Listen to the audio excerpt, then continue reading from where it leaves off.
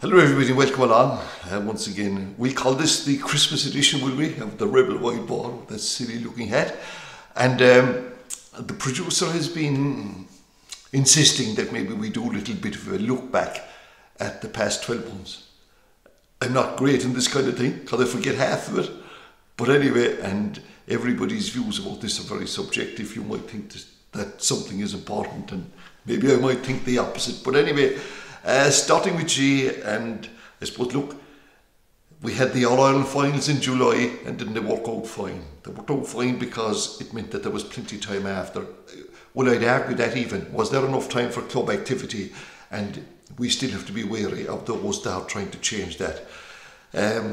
Kerry won the football, and I suppose as somebody who was born on the other side of the county bones, that was particularly satisfying. It was after 8 years, and but again, I suppose the most significant aspect of it, other than winning it, was the fact that we saw David Clifford in action, and we're so lucky now, and it doesn't matter what sport you follow, to be able to see this guy in action. It's absolutely incredible and a joy. Limerick won their 4th in 5 years, and again, they're a massive team. They won it without Cian Lynch, and he's kind of the star of hurling, and I think it's so important for the game that he's back in action. He will be next year, please God, as they bid for 4th. I'm not saying we're 4 in a row. I'm not saying we want them to do that. I suppose it was disappointing from a Cork point of view, maybe. Look, the ultimate is winning the All-Ireland, isn't it? For the hurlers in particular. But the footballers, I think that's a little bit off at the moment. Anyway, we live in hope and move on in that. In the club championships, and we're talking now the ones in the 2021 one, what a great find we had that time, back when Ballygunner eventually got over the line in late goal against Ballyhale Shamrocks, and Kilcoo, that small club from County Down. I'm not sure that we're all enamoured by them, but their achievements are awesome when you consider the tiny place that it is, defeating Kilmacud Crokes in that particular final. And I suppose then, what really is the important part for a lot of us is the club activity, whether it is hurling, football, camogie, ladies football. And I think it was a good year for all of them. Here in Cork, the Cork Championship, we'll take the GA Champion first of all. It was the first time that was run in, the new format, that people were able to go. There was no restrictions on attendance, and attendances were well up. And I think by and large they got great entertainment. The structure of it is magnificent, and the same would apply. I think things have improved in camogie, in particular. The senior camogie championship is quite competitive. In ladies football, it's not as competitive. That may change. Now you might argue in the camogie, Shandoon were the winners. They're a divisional side, and look, there's always debates about that, but the matches are really good, and there's a number of top teams there. In ladies football, Mournabbey winning the championship again, and some would argue maybe that's not great for it, but that somebody else step up to the plate, and that may change now this year. I think Aero maybe catch you up a bit, and Castlehaven have moved on. But back to the Cork Championships, and what, for the communities and the places that won. You'd need more Rangers coming back and winning the championship, defeating St Finbarrs when we thought St Finbarrs should have won it, could have won it, but they themselves, St Finbarrs, winning the hurling after an absence of 29 years in probably the worst conditions in living memory that a match was played inside in Páudie Keeve. Mentioning Páudie Keeve, what credit goes to the ground staff there now, the way they kept that pitch going, and it hosting the rugby game in the middle of it, concert earlier on in the year. The only pity about it is that noose around the neck of the 30 million, but again, it just has to be paid, and it's a bit of an issue, there's no doubt about that.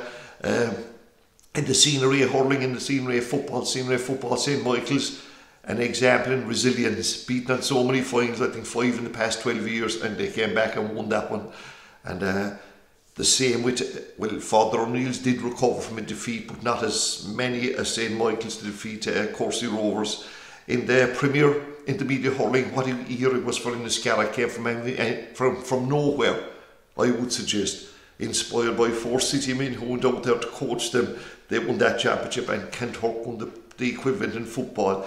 And that was a bit of it took them a while to get over the line, and you know they will be hoping that they'll drive on in that next year.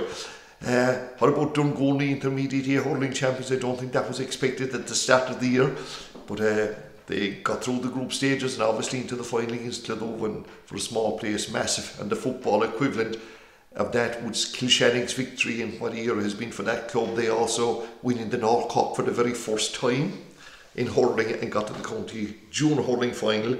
The Premier Junior, Premier Junior hurling, there'll be Premier Junior football next year, but the Premier Junior hurling won by Ballygiblin, and haven't we been entertained by them? They're on their way to a second All-Ireland final. They were beaten in last year's one by Mooncoin by a point. This is the only match they've lost in 21 games. And they go to the All-Ireland again on Saturday the 14th of January at 5 o'clock. All of Ballygiblin will be up there.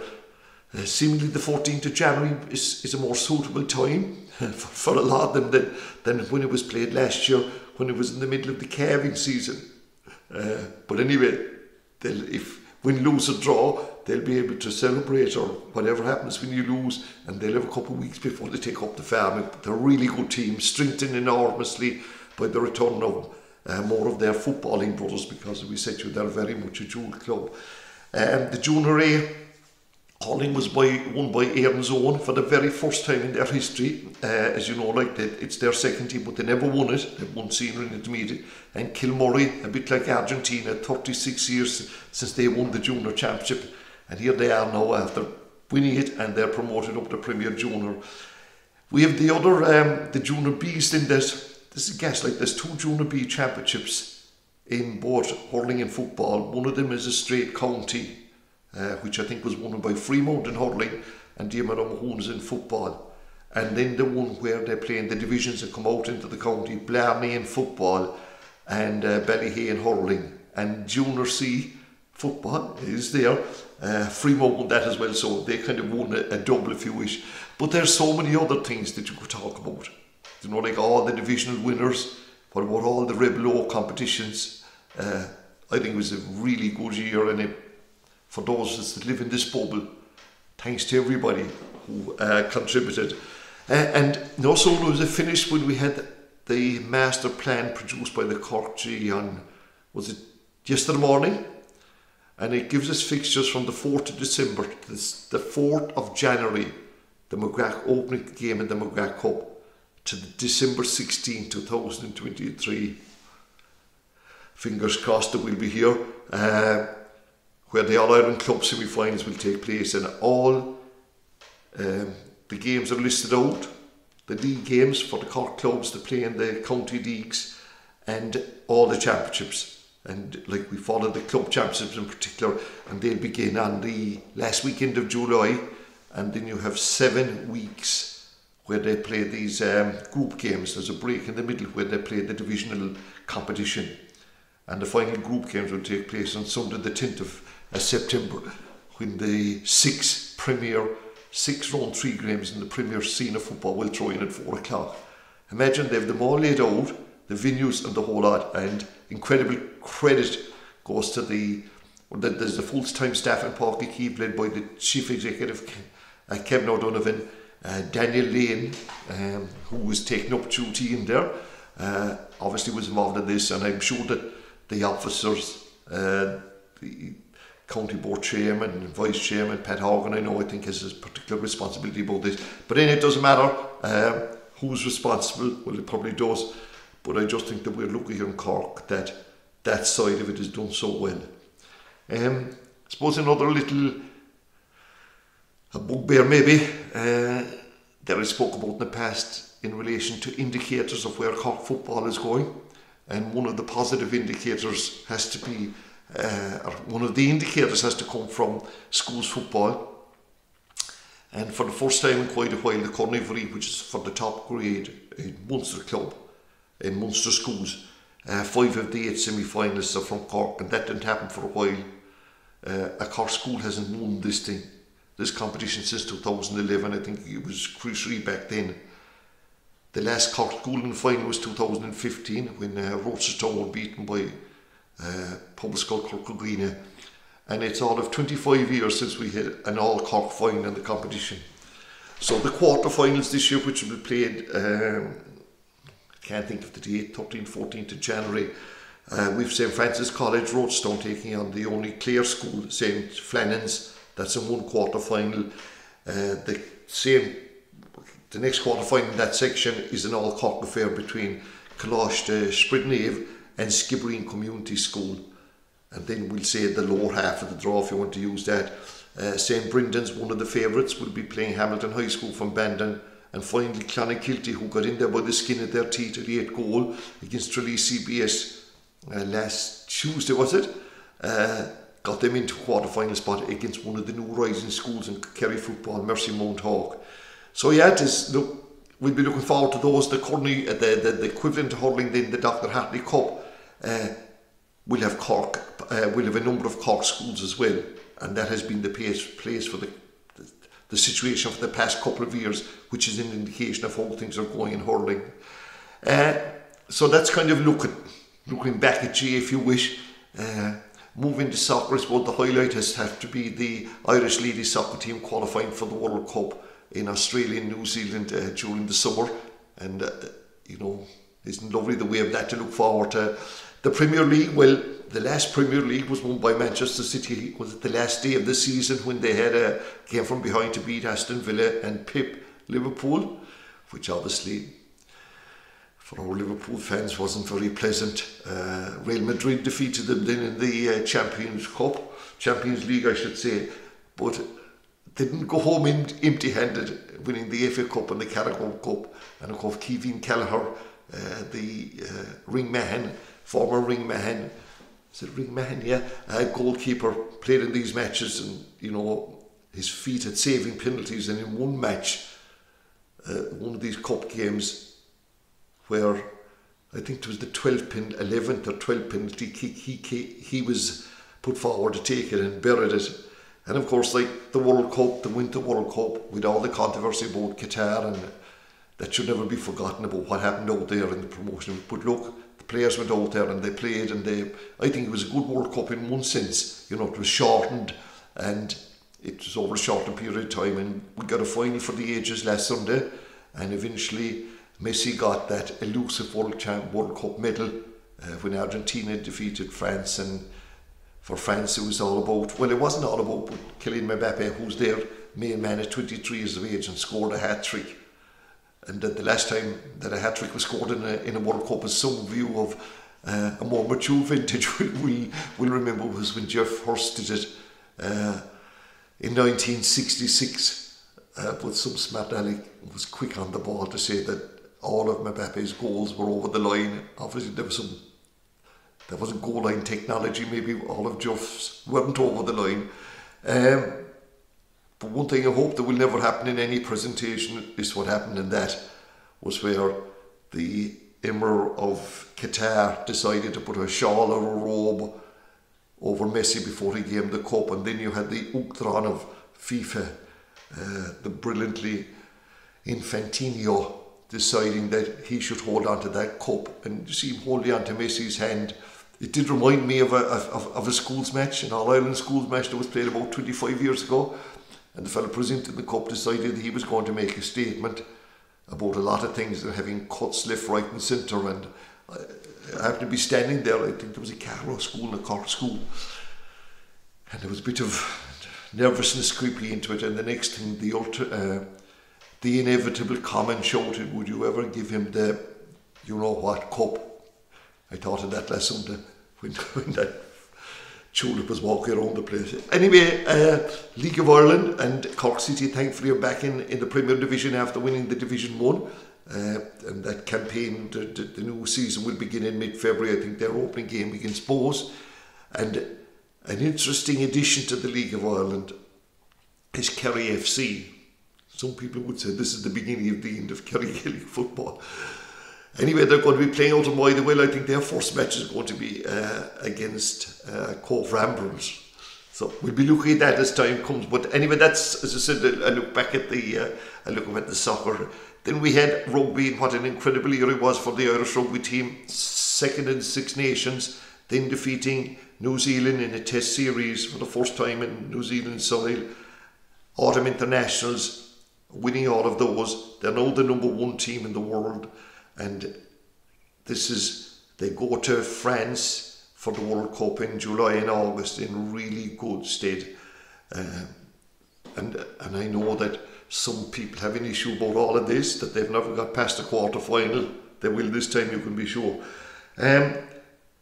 Rowing has been an important sport, particularly for the inhabitants of Cork and maybe West Cork, and this year was no different with the two boys, as they're now known as, Fintan McCarthy and Paul O'Donovan, from the Church Cross area, winning the World Rowing Championship in the lightweight sculls. And in the women's lightweight sculls, there was medals also coming to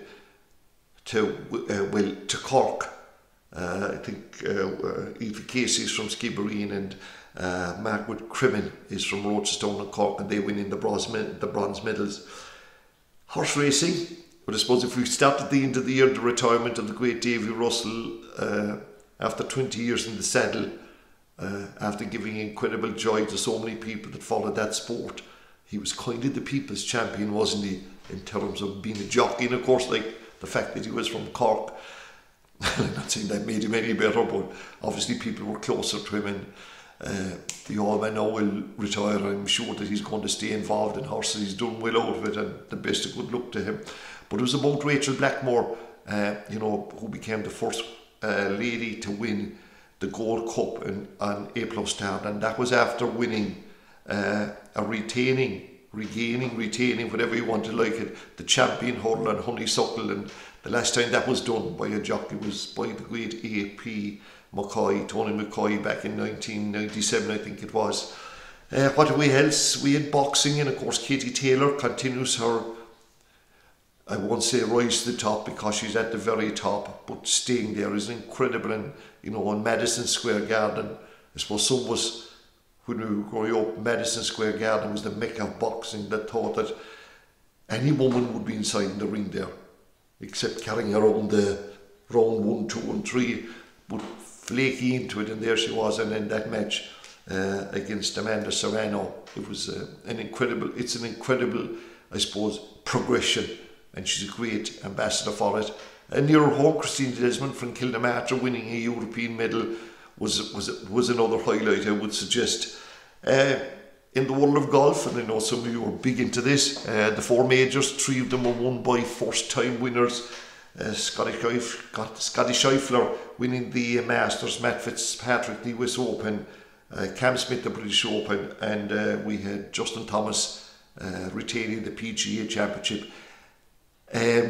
But I suppose another big story in golf has to be the LIV situation, where the Saudi-backed tour is causing all sorts of grief. Greg Norman is the chief executive. A number of top players have gone with it. I've heard nothing about it, except knowing that these guys are, when they pay these tournaments, they're paid an absolute fortune, even not to play in them. And it has resulted in barring suspensions, and how it is going to affect teams in international matches. The Ryder Cup, for example, next year, already Henrik Stenson, who's the European captain, has been fired because he jumped ship. But near home, it was absolutely fabulous to see the Kinsale man, John Murphy, get his DP World Tour card after just 1 season on the Challenge Tour, and that will obviously be of huge advantage to him. I know that maybe he'll say that the start he has made, he'd prefer it to be a little bit better, but like, those of you that play golf, and no matter what level you're at, that happens. Dips and valleys, you hear fellas saying he burned up the course, she burned up the course, and the next day out there's 4 balls going out on the main road or something like that. John Murphy's not that kind of golfer, by the way, but we wish him well. And of course, Seamus Power, the West Waterford man, who's, he was way down in 415, 16 the world rankings a couple of years ago, started this year at 72, and he's now at 30. So yeah, it's a good time it's a great time for all sports, but best wishes anyway to John Murphy in particular. So that's kind of a look back, if you like, and then I suppose what's going to entertain us sports-wise over the next couple of days as we battle through this festive, beautiful season. Anyway, soccer is going to be back. Well, it is back. We had the AFL Cup, the League Cup or Carabao Cup, and games last night where Manchester United won their game against Burnley, and Marcus Rashford getting 2 of the goals, and it's good to see him, obviously, for your United supporter, maintaining his scoring touch. And you know, we'd nearly forgotten, you know, it's a month ago nearly since we had soccer, but for United, they'll be hoping that Eric Ten Hag, their new manager, will maybe eventually get a bit of silverware or a bit of respectability probably. And of course, the mighty Cristiano Ronaldo is gone and forgotten, I would imagine, already. But probably that's a little bit rough to say that about him. But it was a pity the way his career finished, I think, in one sense. But anyway, that was that.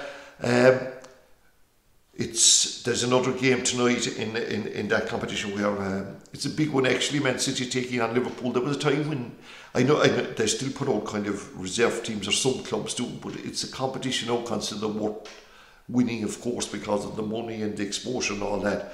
But it's Christmas time, obviously, St. Stephen's Day, they call it Boxing Day when you refer to soccer. The big things are the Premier League is back in action. I think we have something like 7 matches, and just to refresh your mind, Arsenal are at the top of the Premier League, 5 points ahead of Manchester City. You've Newcastle up there, Spurs, Man United are in 5th place, and Liverpool are 6th. Will that change? Well, it'll be interesting, I suppose, to know some of these players are coming back from the World Cup, how that happens. But anyway, the matches that are on Stephen's Day that might be of interest to you. You've Brentford playing Spurs. Yeah. Every time Spurs play a league match, there's an interest around as to which version of Spurs will turn up. Leicester playing Newcastle United, and it just shows what money can do. Newcastle United down at the bottom. Now the Arabs are in town, and we see where they're going well. Aston Villa take on Liverpool, and Arsenal play West Ham. Then on Tuesday, there's 2 games. The big one there is Manchester United, obviously, Nottingham Forest. And Forest had a good win last night over Blackburn in the aforementioned Carabao Cup, and then Leeds taking on Manchester City on Wednesday. In rugby, it's back from the Champions Cup, and I suppose before we talk about what it's back to, the Champions Cup, I think, has somewhat of an identity crisis in that it would appear that the group games, I suppose the way it is that some of the French and English clubs are not going to feel full sides, and maybe the South Africans ones as well, because of their important games in their own internal leagues. Whereas for Irish clubs, the European Cup is just massive, the Champions Cup is massive.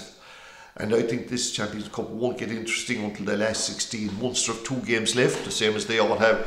And I think they're in a good position, particularly after their win against Northampton last week. It was a real rearguard action. So it's back now to the...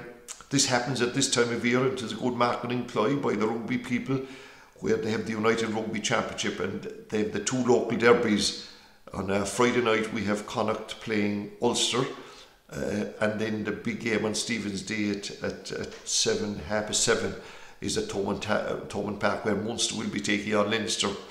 And Leinster are like the top team. Now sometimes the problem with them is that when you weaken teams playing against them, maybe when it comes to the concluding stages of that Champions Cup, I heard somebody saying that they might be a little bit undercooked. We won't worry about them, but they're described as being Ireland in blue. Some people say they're better than Ireland, and Ireland the best in the world. And then Munster are going to be playing them, as I say, on Stephen's Day. But this is a new Munster side. Since Graham Rowntree and Mike Prendergast involved, they're playing a different type of rugby. They're more committed. Well, not more committed.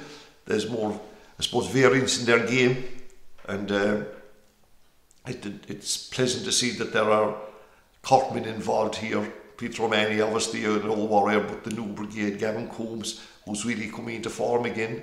2 tries last week, and of course Jack Crowley, that most versatile of players. they now seem to be using him as an outside centre option. He can play full back or out half. So yeah, we'll be playing. We'll be keeping an eye on that particular game, of course. But then those of you who play darts, maybe those of you who don't, that the PDC World Championships started on the 15th of December and they'll go right through until the 3rd of January, and they'll be played in the Ali Pali or Alexander Palace. And I don't know, I think they're some of these are massive entertaining shows on television, the lead on and when the interaction of the crowds and the way they've it, you know, when somebody hits 180, the massive roaring and screeching that goes on. Anyways, look, every person to themselves. And the winner, there's about 2.5 million reports, which I suppose in terms of sporting events is not massive. The winner, he or she, will get, I think it's 500,000. Anyway, it's Christmas time, it's the time for giving, so they tell us. And a huge amount of charity events will be taking place, you know, be there swims, long pokes. By the way, of course, I should also mention for all the horse racing enthusiasts, Christmas time is massive, with big races all over England and Ireland, and some of the biggest, I suppose, chasey events will take place prior to Cheltenham, will take place between the King George and all of those. And obviously, I know that a lot of you will be tuned into those. But anyway, back to the time of giving and maybe taking. These charity events are massive. You know, they're great occasions for people meeting up, obviously, and the whole process. One of them that I'd like to mention is the Christmas Day swimming in Chidonny. It's to raise funds. It's been doing so for the Dunbanway Day unit in Cork University Hospital. Some should be very grateful for that existence. I think they meet around 10:30, jump into the water in Oldford at 11 o'clock, and you know, a lot of these events now have, you know, you can contribute online to them. And then there's the famous Kilbrittain Tractor Run now on its 10th year, and for those of you who mightn't be fully aware of it, it's raising money for autism. That's the slogan of it, and it started off with raising money for a unit in Kilbrittain School, and now they're talking and planning and going well in that planning about a centre for adults. And you know, autism is part of life, people live with it, and thankfully things are improving. They need to improve more, and once they do improve more, it'll mean so much for, you know, people with autism and their families. So I had the Kilbrittain Tractor Run, which again, like as we said, to the part of life out there now, and it's a big day. One of the driving forces behind it, there are others, is the unstoppable, I would say, Jim O'Mahony. He's telling me that there's 560 tractors last year. They want to break 600 tractors. They want to break that record. Is it the biggest in the world? So they will, registrations at 10 o'clock, and when the drivers register, they get breakfast, complimentary breakfast in Josephine's, and you haven't lived unless you've had breakfast in Josephine's. And they get a little gift pack as well, I think. Did I hear something about air freshener gift pack? It did bring back memories of when I first drove a tractor. I think it was a Ford 3000. Well, I can assure you of one thing anyway. There was probably not even air freshener in the parish, but you didn't need it. Up on this yoke, we were looking at the steering wheel was working. But there was no problem with the air freshener. There was plenty of fresh air. Cabs, they weren't even around the place at the time. But anyway, so that run is on, and you know, it goes to Timoleague, down to Courtmacsherry, Ballyroe, back up to Timoleague. And it is a mammoth occasion, a mammoth event, and well done to people who obviously bring tractors, people who supply parking facilities, and obviously people that contribute to it. I think of the long poke. I remember there was a long poke once, won by 3 individuals, and seemingly, you know, it's in the least number of shots, these long pokes. They reckon if Cullen and his 2 brothers wouldn't have won it, wouldn't have brought in the score that these fellas did, or the late Christy Ring and Nicky Rackett and Mick Mackey. I'd say the calculators were missing a digit or 2. Anyway, all of these things are great crack. So look, we're at the end of this one. So it's timely that I would obviously thank you for whatever you do. Watch it, listen to it, turn it off, say it's rubbish, whatever you do about it. But I would like to sincerely wish you all the very best at this time. And please God, we'll chat again on the other side.